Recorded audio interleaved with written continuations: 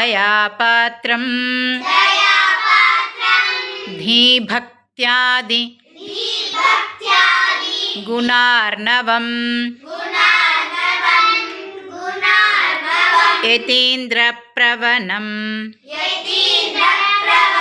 वन्दे रम्यजामातरं मुनिं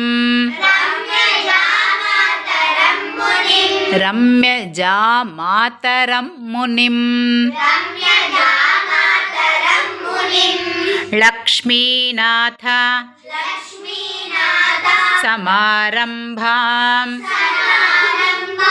नाथयामुन मध्यमाम् अस्मदाचार्य पर्यन्तां वन्दे गुरुपरम्परां यो नित्यमच्युत पदाम्बुज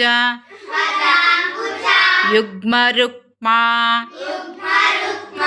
व्यामोहतस्तदितराणि तृणाय मेने अस्मद्गुरोर् भगवतोऽस्य दयैका सिन्धोः रामानुजस्य चरणौ शरणं प्रपद्ये।